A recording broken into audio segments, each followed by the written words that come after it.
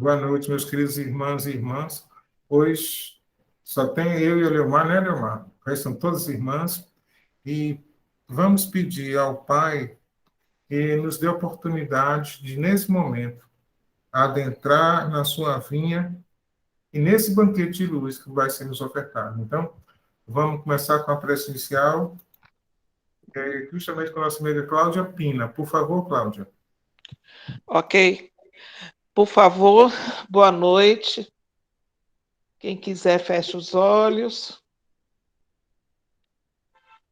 Senhor Jesus, amigos espirituais, mais uma vez nos encontramos em nossas casas, na nossa intimidade, com desejo maior, Senhor, de nos reunir a fim de pedir a tua permissão para que mais uma vez possamos fazer esse trabalho que não é nosso, é seu, meu Pai.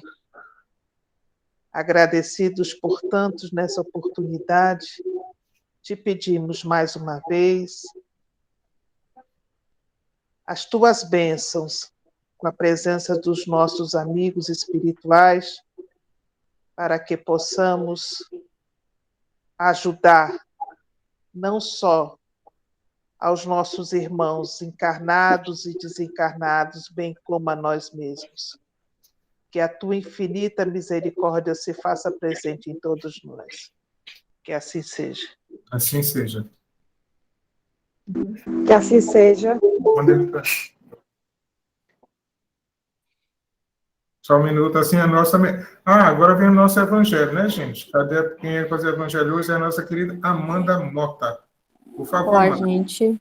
Boa noite. Nosso evangelho de hoje se encontra no capítulo 16, item 14. Não se pode servir a Deus e a Mamon. Item 14, desprendimento dos bens terrenos. Venho, meus irmãos, meus amigos, trazer o meu óbolo para vos ajudar a marchar corajosamente no caminho do aprimoramento em que entrastes. Nós nos devemos uns aos outros. Não é senão por uma união sincera e fraternal entre os espíritos e encarnados que a regeneração será possível.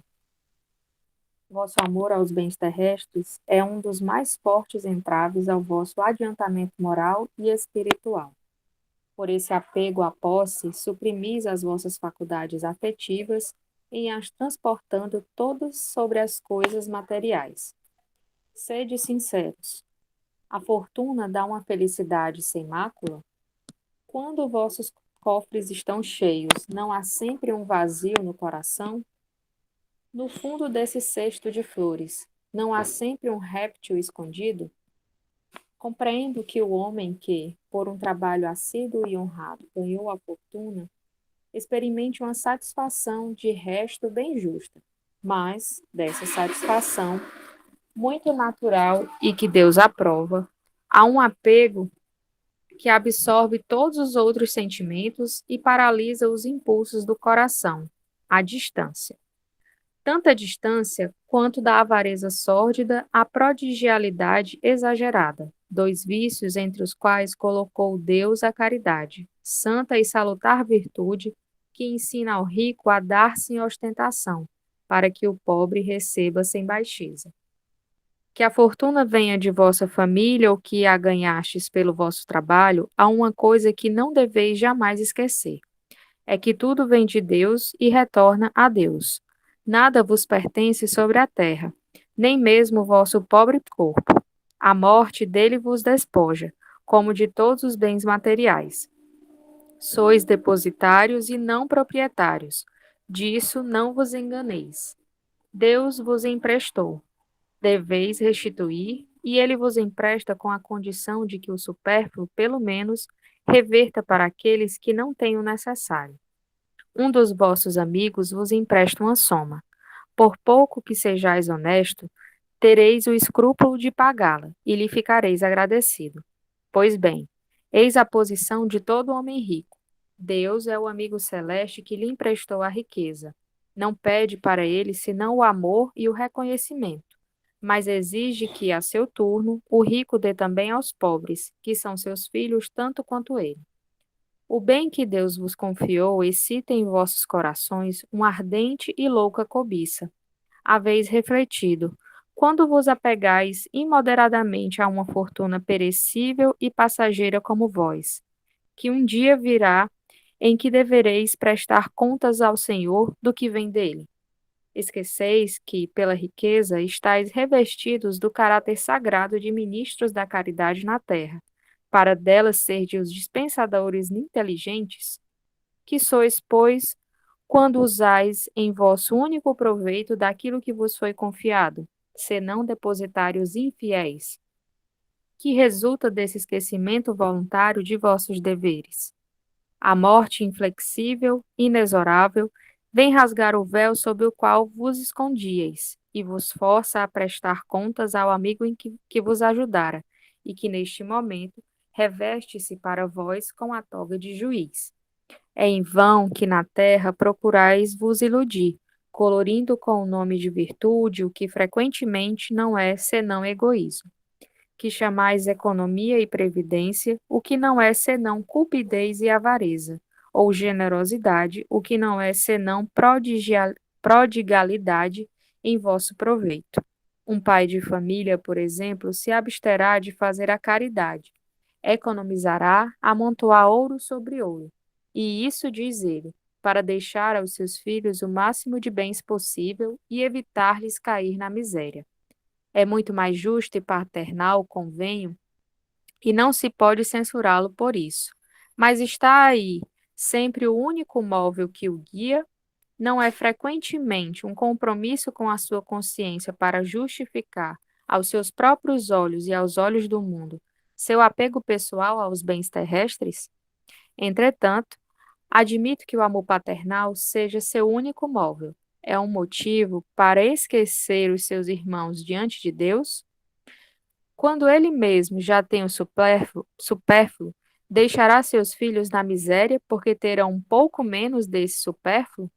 Não é lhes dar uma lição de egoísmo e endurecer seus corações? Não é sufocar neles o amor ao próximo? Pais e mães, estais em grande erro se credes com isso aumentar a afeição de vossos filhos por vós. Em lhes ensinando a ser egoísta para com os outros, os ensinais a sê-lo para convosco mesmo. Quando o homem trabalhou bastante e com o suor de seu rosto amontoou bens, vós o ouvis frequentemente dizer que quando o dinheiro é ganho, se lhe conhece melhor o valor. Nada é mais verdadeiro. Pois bem, que esse homem que confessa conhecer todo o valor do dinheiro, faça caridade segundo os seus meios, e terá mais mérito do que aquele que, nascido na abundância, ignora as rudes fadigas do trabalho. Mas se, ao contrário, esse mesmo homem que lembra suas penas, seus trabalhos, for egoísta, duro para com os pobres, é bem mais culpado do que os outros, porque quanto mais se conhece por si mesmo as dores ocultas da miséria, mais se deve procurar aliviá-las nos outros. Infelizmente, há sempre no homem de posses um sentimento tão forte que o apega à fortuna. É o orgulho.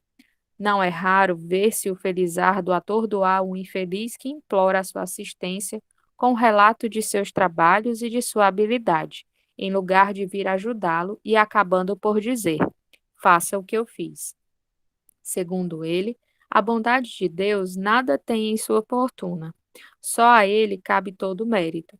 Seu orgulho lhe coloca uma venda nos olhos e lhe tapa os ouvidos. Não compreende que, com toda a sua inteligência e sua habilidade, Deus pode derrubá-lo com uma só palavra. Esbanjar a fortuna não é desapego aos bens terrenos, mas negligência e indiferença. O homem, depositário desses bens, não tem mais o direito de os dilapidar ou de os confiscar em seu proveito. A prodigalidade não é generosidade, mas, frequentemente, uma forma de egoísmo. Aquele que atira ouro a mancheias para satisfazer uma fantasia não daria uma moeda para prestar serviço. O desapego aos bens terrestres consiste em apreciar a fortuna pelo seu justo valor, em saber servir-se dela para os outros e não só para si, a não sacrificar por ela os interesses da vida futura, a perdê-la sem murmurar, se apraz a Deus, vou-la retirar. Se, por reveses imprevistos, vos tornardes um outro Jó, dizei como ele: Senhor, vós me havíeis dado, vós me havíeis tirado, que seja feita a vossa vontade. Eis o verdadeiro desapego. Sede submissos primeiro. Tende fé naquele que vos tem dado e tirado. Pode vos restituir. Resistir com coragem ao abatimento, ao desespero que paralisam a vossa força. Não ouvideis jamais, quando Deus vos atingir, que, ao lado da maior prova, coloca ele sempre uma consolação. Mas pensai, sobretudo, que há bens infinitamente mais preciosos que os da terra. E esse pensamento vos ajudará a vos desapegar destes últimos. O pouco valor que se atribui a uma coisa faz com que menos sensível seja a sua perda. O homem que se apega aos bens da terra é como a criança que não vê senão o momento presente. Aquele que a eles não se prende é como o adulto que vê as coisas mais importantes, porque compreende estas palavras proféticas do Salvador. Meu reino não é deste mundo. O Senhor não ordena abdicar do que se possui, para se reduzir a uma mendicidade voluntária e tornar-se uma carga para a sociedade. Agir assim seria compreender mal o desapego dos bens terrestres. É um egoísmo de outro gênero, porque é isentar-se da responsabilidade que a fortuna faz pesar sobre aquele que a possui. Deus a dá a quem lhe parece bom para geri-la, em proveito de todos. O rico tem, pois, uma missão que pode tornar bela e proveitosa para ele. Rejeitar a fortuna quando Deus vô-la dá é renunciar ao benefício do bem que se pode fazer em administrando-a com sabedoria. Saber passar sem ela quando não a tem, saber empregá-la utilmente quando a possui, saber sacrificá-la quando isso é necessário, é agir segundo os desígnios do Senhor. Aquele a quem chegue o que se chama no mundo uma boa fortuna, diga a si mesmo: Meu Deus, vós me enviastes um novo encargo, dai-me a força de cumpri-lo, segundo a vossa santa vontade. Eis, meus amigos, o que eu queria vos ensinar quanto ao desapego aos bens terrestres. Resumirei dizendo: sabei vos contentar com pouco. Se sois pobres, não invejeis os ricos, porque a fortuna não é necessária à felicidade. Se sois ricos, não ouvideis que esses bens vos estão confiados e que devereis justificar seu emprego como sendo tutores. Não sejais depositários infiéis, fazendo-o servir à satisfação do vosso orgulho e da vossa sensualidade. Não vos creiais no direito de dispor unicamente para vós, daquilo que não é senão um empréstimo, e não uma doação. Se não sabeis restituir, não tendes mais o direito de pedir, e lembrai-vos de que aquele que dá aos pobres se quita da dívida que contrai com Deus. Lacordaire, Constantine, 1863. Acho que o evangelho de hoje, apesar de um pouquinho longo, ele acaba sendo bem explicativo, né? No sentido de que a gente deve empregar a fortuna do modo correto, que não deve servir apenas para nós e que esse desprendimento dos bens terrenos não significa única e tão somente deixar perecer ou sair gastando sem sabedoria, né? Então, apesar de, à primeira vista, a fortuna, a riqueza material brilhar muito os olhos, né? Há um senso comum, falando de senso comum, porque você teria ali mais facilmente certas aquisições, mas devemos ter a consciência de que, da mesma forma que essa fortuna vem, ela pode ser retirada. Então, essa fortuna que temos ou que não temos, né? Quando temos, devemos bem utilizá-la, e quando não temos, não devemos invejar quem a possui ou lamentar porque não possuímos, mas sim aprender a ser gratos pelo que temos, mesmo que seja pouco, mas ter sempre a garantia em nossos pensamentos de que o que de fato importa, principalmente para a nossa evolução espiritual, é darmos valor à simplicidade da vida, a poder ter uma família, construir relações, a poder ser útil ao próximo, que sem o nosso irmão nós não teríamos essa possibilidade de evoluir, de crescer, de aprender, de refletir, de pedir desculpas, de voltar atrás. Então, que a gente tenha sempre em mente que, apesar do que é veiculado, a felicidade não está atrelado a somas materiais, né, a riquezas materiais, que nós possamos fazer uma imersão individual e coletiva, de modo a promover o autoconhecimento e, assim, verdadeiramente nos desprender da matéria e valorizar o que de fato importa, o que de fato é riqueza no reino do céu. É isso, meus irmãos. Muito obrigada. Desculpa aí, estourei o tempo, mas boa noite. Obrigada, Amanda. Gente, aconteceu uma coisa, um negócio muito inusitado ontem à noite, comigo, Márcia, Francisca e a Fernanda. Regina, vai ler a mensagem agora, mas, por favor, se você puder dar um ligeiro comentário sobre essa mensagem, uma coisa assim, jamais eu esperaria, nem ela, nem Francisca, nem ninguém. Regina? Olívio, só um minuto antes, já que você tocou nesse assunto, eu não ia tocar, né? A gente ia tocar depois, né, Regina? Tá certo. Mas deixa eu dizer uma coisa para vocês, pessoal. O Evangelho, eu acredito que possa se prolongar mais um pouquinho hoje, porque acho que é uma situação especial. Quem iria fazer a mensagem hoje era eu. João Pedro, ao silêncio. Quem ia fazer a mensagem hoje era eu. E eu disse assim, Olívio, aí me veio à mente o acontecimento de ontem. Aí eu disse, Olívio, eu posso ler a tal coisa no horário no lugar da mensagem? Aí o Olívio disse, minha irmã, fica excelente. Aí eu, tá bom. Aí eu me sentei para preparar, né? Porque eu gosto de ler, gosto de botar alguns pontos para eu falar e tudo. Quando eu sentei, a sensação que eu tive foi assim uma emoção muito grande, mas a sensação de estar tomando alguma coisa de alguém. E eu ia ouvir dentro de mim alguém dizer, essa tarefa não é para você. Quem tem que fazer isso é a Regina. E eu ainda escrevi umas 2 linhas do que eu ia falar, e eu me sentindo aquele negócio, aquela emoção, aquela coisa. Aí eu liguei para a Regina. Aí a Regina falou que tinha pensado, se fosse hoje ela, no Evangelho, em ler aquela mensagem, né? E foi assim uma emoção tão grande nós duas.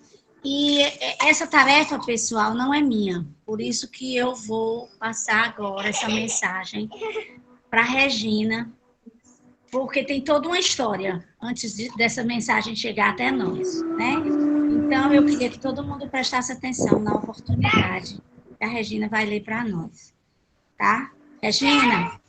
Oi, minha irmã, estou aqui. Boa noite, meus irmãos queridos. Gente, mesmo que passe 2 minutinhos, terminando o evangelho de ontem, nós ficamos conversando, como a gente sempre, aqui e acolá a gente faz isso. Márcia, Fernanda, Francisco, eu, e acho que tinha outra pessoa, tinha Olívia, outra pessoa. Sim, e a gente ficou conversando. Era o Stefano. E nós ficamos conversando sobre coisas, acontecimento da nossa vida espírita, conversando com alegria e bem descontraído. Aí o Francisco fez um comentário, eu fiz outro comentário. Aí eu comentei que há muitos anos atrás, eu vou nem falar de muitos anos atrás, não falar, não. Eu comentei que terça-feira passada, sussurraram no meu ouvido assim, fale sobre as flores que eu não plantei. Aí eu peguei e fui para a internet, pesquisei, ver se era livro, ver se tinha um tema de filme, peça de teatro, não encontrei nada. Aí fiquei matutando o que seriam as flores que eu não plantei. Alguma coisa que eu devia ter era para fazer e não fiz, alguma coisa que ficou interrompida. Aí ontem a gente conversando lá nesse bate-papo bem formal, eu citei que há muitos anos atrás, quando eu tinha meus 17 anos, um irmão espiritual soprou no meu ouvido o nome um nome assim, um ramo para Luísa. E eu não dei muito ouvido, na época eu tinha 17 anos, não sabia um ramo para Luísa e fiquei aquilo ali. Quando foi muitos anos depois, eu já morando em Mato Grosso, na década de 1970, eu estou numa livraria, eu vejo um livro cujo título é Um Ramo para Luísa. Eu comprei o livro, e é uma leitura que não aconselho, que é a história de uma prostituta que morreu abandonada e que no dia do enterro só teve um ramo, só um homem lembrou de ir lá e botar uma flor na lápide dela.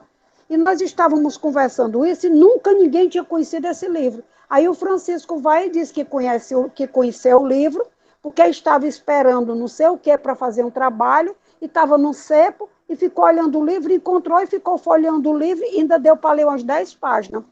Aí depois o Francisco comentou que numa reunião mediúnica ele chegou a visualizar uma atriz brasileira que interpretou numa peça de teatro, Um Ramo para Luísa, que eu nem sabia que tinha essa peça, e que ela tinha dito para o Francisco que ela tinha partido tal qual a Luísa do livro. Aí nós ficamos falando sobre essas coisas, a coincidência desse livro do Francisco, um livro que não tem, nem é muito conhecido, foi escrito em 1959, né, Olívio? Isso que a gente encontrou na pesquisa? Foi escrito em 1959, no ano que a atriz que fez o papel nasceu. Aí a gente falando, eu disse, pois é, acontece essas coisas comigo. Terça-feira agora sopraram no meu ouvido sobre essa frase, as flores que eu não plantei. Mas eu não encontrei nada a respeito. Aí o Olívio começa a mexer e encontra esse poema, que não é espírita, é uma poetisa, teóloga, filósofa, jornalista, que escreveu. E a mensagem, eu vou pedir para vocês, meus irmãos, prestem bem atenção essa mensagem e olhem se não somos nós dentro dessa mensagem, que não tem nada a ver com a mensagem espírita. É um recado para todos nós. Aí hoje de manhã eu estava dizendo assim, se eu for fazer a leitura da mensagem, eu vou ler essa mensagem. E domingo, na hora da prece na SEF, eu vou ler essa mensagem também. Aí não era eu, era a Márcia. Aí o Olívio botou que a Márcia ia ler essa mensagem. Aí a Márcia liga para mim e fala que a mensagem, quer dizer, tudo interligado. Como eu disse, Márcia, a gente não está conseguindo entender, mas que a gente está vendo interligação em tudo que a gente está fazendo. Nós somos intuídos. Agora, ouçam, por favor, a mensagem, que ela, por si, ela se explica. O título da mensagem, né? As flores que eu não plantei. Venho, Senhor, ao teu jardim para reaprender a plantar. Um dia me ensinaste que todas as boas sementes germinam e me deste a terra do meu coração para o bom plantio, recomendando-me atenção para o livre-arbítrio. Senhor, não tive generosidade suficiente para com meu semelhante, e hoje, quando necessito da generosidade de outrem, dificilmente a encontro. Não tenho colhido a flor da generosidade, porque eu não a plantei. Senhor, não dei à natureza todo o respeito que ela, como obra tua, merecia ter recebido de mim. Fui negligente, Senhor. Agora, o ar que eu respiro não é tão puro quanto deveria ser para a minha saúde, que está tão ameaçada. Não tenho colhido a flor da perfeita saúde, porque não a plantei. Senhor, disseste-me que a felicidade sempre estaria em minha mão, se eu me lembrasse de levar felicidade àqueles que choravam e que não tinham ombro onde se debruçar. Não tenho colhido a flor da felicidade plena, porque eu não a plantei. Senhor, não levei sério quando me revelaste que o preconceito era uma erva daninha que pouco a pouco mataria o meu jardim. Não olhei sem julgamento para os diferentes de mim. Não observei todos os seres e tudo mais que criaste, sem sentir-me maior e melhor do que eles. Não tenho colhido a flor do amor incondicional, porque eu não a plantei. Senhor, agora eu venho ao teu jardim buscando ter uma e talvez a última chance de reencontrar as sementes que desejaste ver germinada em meu coração. Não sei se vês em mim visita algum sinal de humildade. Já muito agi com orgulho e não tenho colhido a flor da humildade, porque eu não a plantei. Aceita, Senhor, esta minha vinda e dá-me o perdão, o mesmo perdão que a tantos e tantos eu neguei. Achas ainda que mereça a tua bênção, Senhor? Se não me deres o que peço, eu compreenderei. Não tenho colhido a flor do merecimento, porque eu não a plantei. Acolherei a tua decisão, Senhor, seja qual for. E se não for aquela que eu espero, eu entenderei. Não tenho colhido a flor do perdão, porque eu não a plantei. Essa mensagem é de Sylvia Smith. Quem quiser pesquisar, é o nosso recado. E aqui nós vamos fazer um breve comentário, porque esse poema diz tudo. Como nós estamos lidando no jardim de Deus, com os saquinhos de semente que Ele nos deu, a semente da saúde, a semente da caridade, a semente da benevolência, a semente do cuidado, do amor à natureza, a semente do amor ao próximo. Nós estamos plantando?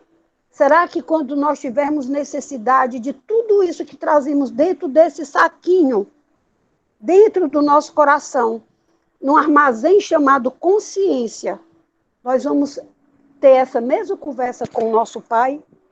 Nós não a plantamos? Meus irmãos, é chegado os tempos, é chegado a hora. Nós somos os trabalhadores de última hora. A terra está aí, pronta para ser arada. O jardineiro divino, Jesus, caminha no nosso meio, fazendo um esforço ímpar, inimaginável por nós, para que nós saibamos colocar a semente devida, regando. E como diz aquela música do Roberto Carlos, certo dia um homem esteve aqui, um dia esse homem vai voltar e vai procurar a semente que ele nos deu para plantar, a semente que ele nos orientou a plantar, os amigos espirituais em nossa volta nos ajudando através da intuição. E hoje eu fiquei muito emocionada, eu comentei com a Márcia, porque nós temos sentido, não é só eu, Regina, a Cláudia, Márcia, Amanda, Raíssa, Olívio, Marie, todos nós, se pararmos, nós vamos perceber, os nossos irmãos espirituais estão faltando se materializar para nos dar um alerta. Sejamos nós alertados pela nossa consciência, meus irmãos, ainda é tempo de amar. Nós estamos vivendo no mês do Setembro Amarelo, que é o mês mundial de combate ao suicídio. Sejamos nós, todos os meses amarelo, o amarelo que alerta, o amarelo da atenção, o amarelo para que a gente abra os nossos olhos na atenção com o outro. Porque se tudo que nós ouvimos do Evangelho de Jesus, se até essa mensagem que foi nos passada, nós não quisermos dar ouvido a nada, se nós dermos ouvido simplesmente àquela de amar ao outro como a si mesmo, claro que um Deus acima de tudo, nós vamos conseguir estar plantando sementes de amor no jardim do Pai. Para isso nós estamos aqui. Vamos olhar com mais amor ao outro. Vamos olhar com mais atenção aquele que caminha conosco, que muitas vezes parece tão sorridente, mas tem a alma em frangalhos. E vamos plantar no jardim do coração, onde há tristeza, a alegria, como a música de São Francisco de Assis. Onde houver o desespero, a gente levar a esperança. Os recados estão sendo dados aí, meus irmãos. Cabe a cada um ter ouvido de ouvir. Esse é o recado nosso da noite de hoje. Muito obrigada. Obrigado, Regina. Também achei belíssima essa mensagem, né? Mas é isso. Muito obrigado, minha querida irmã. Márcia, quer falar mais alguma coisa? Cadê a Márcia? Quer falar mais alguma coisa, Márcia? Não, Olívio. A minha tarefa era só essa. Já passei para a Regina. Que a gente saiba interpretar essa mensagem, né? Porque é uma bondade de Deus muito grande ter colocado ela no nosso caminhar. E o que prova, né? Que o nosso grupo, que a gente está em sintonia, né? Que a gente está caminhando para que esse momento do Evangelho possa atingir a muitos. Porque a gente sabe que não foi só para nós aqui que estamos, né? Os desencarnados necessitados dessa mensagem também ouviram. Ok. Obrigado, Márcia. Vamos agora para o nosso encerramento, né? Com a nossa querida Marie. Marie, esteja à vontade. Boa noite, meus irmãos. Vamos agora procurar uma posição em que possamos ficar confortáveis, relaxados, para que possamos entrar em conexão com a espiritualidade amiga que acompanha os trabalhos. Vamos acerenar os nossos corações e os nossos pensamentos, buscando o auxílio na respiração. Respiremos longa e profundamente,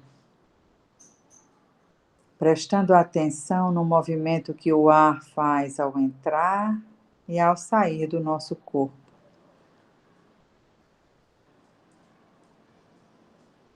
Elevemos o nosso coração ao nosso Pai, em profunda gratidão. Gratidão por esta oportunidade de semear para melhor colher, que é a nossa encarnação. Gratidão pelas dificuldades que nos atravessam o caminho, porque são instrumentos para o nosso desenvolvimento. Gratidão por nossa fé, por nossas casas espíritas, que nos oferecem oportunidade de aprendizado e de trabalho. Gratidão por esta comunhão que reúne pessoas para vibrar e mentalizar positivamente por outras pessoas. Jesus, Mestre querido, pedimos-te neste momento a dádiva da assistência espiritual de teus colaboradores, os espíritos amigos que te ajudam na condução do nosso planeta. Permita-nos desfrutar da convivência e da aproximação desses irmãos tão bem-aventurados. Que eles possam estar ao nosso lado neste momento, em nossas casas, trabalhando por todos nós e pela humanidade inteira, como sempre, acolhendo a todos os corações, encarnados ou desencarnados, que estejam em nossas residências. Nesta aproximação, nós somos beneficiados energeticamente. A nossa vibração já está mais sutil e elevada. Somos invadidos por sentimentos nobres, pelo desejo de perdão, de reconciliação, de ajuda mútua, pelo desejo de vibrar as nossas melhores energias, os nossos melhores sentimentos, para todos aqueles assistidos por este grupo de preces e vibrações. Pelos nossos irmãos que estão nos hospitais ou em casa, atravessando momentos de doença, qualquer que seja a natureza da doença, possam seus corpos físicos serem, neste momento, alcançados pelo nosso desejo de serenidade, para bem compreender este momento, para resignar-se e confiar em Deus, e procurar superar este momento de dor com a fé ainda mais fortalecida. por todos os nossos irmãos que padecem com doenças da alma, como a depressão, a ansiedade, a síndrome do pânico, as viciações de qualquer natureza. Possam seus espíritos serem acolhidos por uma onda de serenidade e paz que soprem-lhe aos ouvidos a necessidade de aceitar os desígnios divinos com calma e com a serenidade dos que acreditam que não estamos sozinhos, que eles possam receber o nosso abraço amoroso neste momento.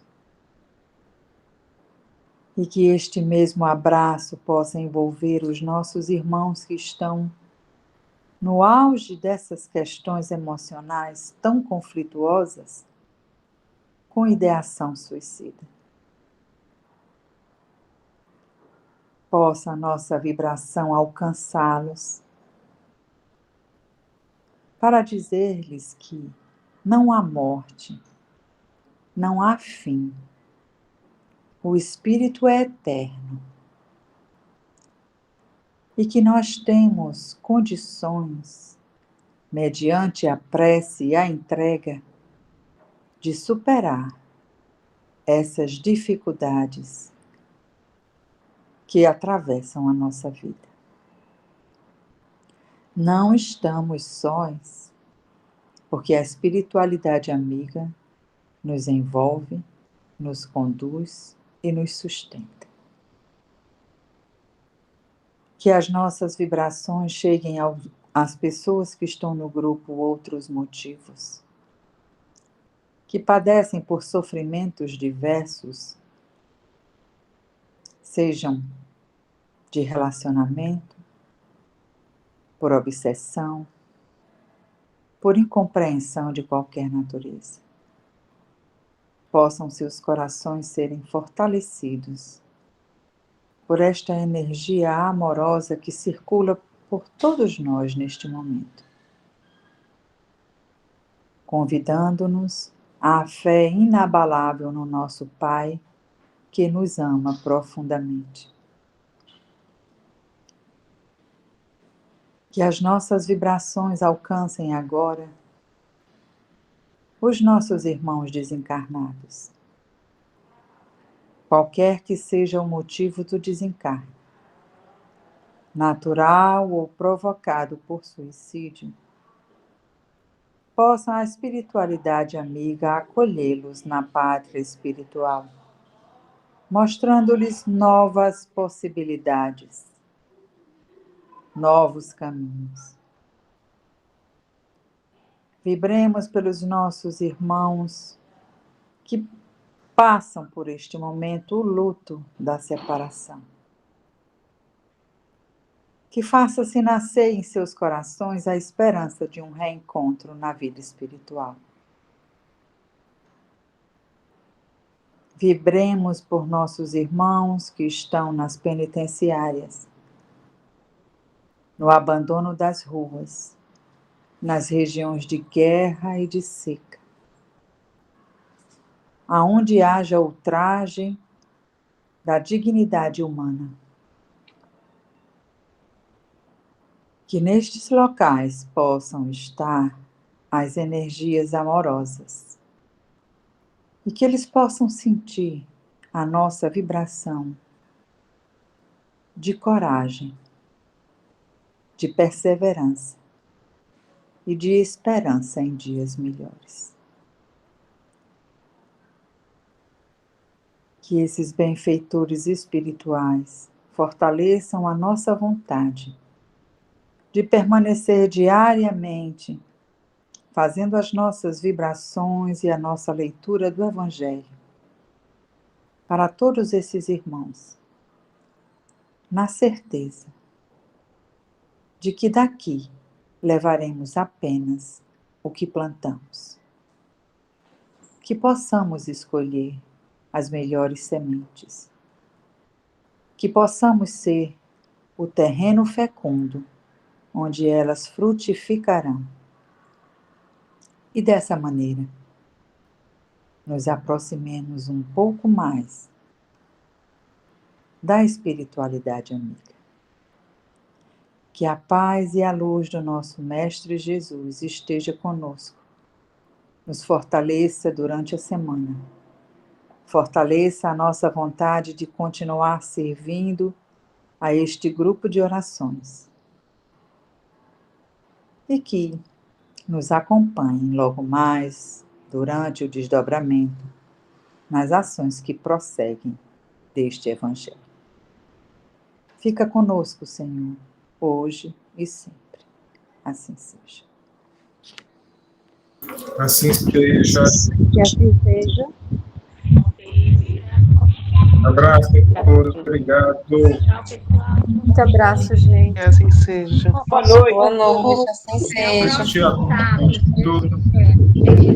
Boa noite Olívio, a Boa noite, todos, meu povo de gente. Deus. Boa Para uns noite. até o Evangelho da 22, para outros até Tchau, o gente. Tchau. Beijo, saúde, Tchau, Soraya. Tchau, gente. Boa noite. Boa Beijo, noite. Raíssa. Boa Se noite. cuide, boa noite. Beijo, Luciana, Marie. abraço a todos. Abraço, Lu. amigo. Abraço, Ana Boa Clara. noite, gente. Boa Bom final de noite, Boa semana. noite, Bom Soraya. Você tá melhor, descanso. Soraya? Oi? Rígida. Soraya tá... Saiu. Oi, Marie. Oi, Fernanda. Raíssa. Fernanda, você gravou o vídeo, Fernanda? Amanhã eu vou lavar o cabelo, eu gravo. Ave Maria, ainda tem que ser cabelo lá. A gente acabou de ler que a gente não tem que prestar atenção nessas coisas. A mulher quer lavar os cabelos para fazer. ler o Não, livro. eu tô brincando, amanhã eu gravo, amiga. Boa noite, meus irmãos. Olívia, segunda-feira tu repara, viu, na produção.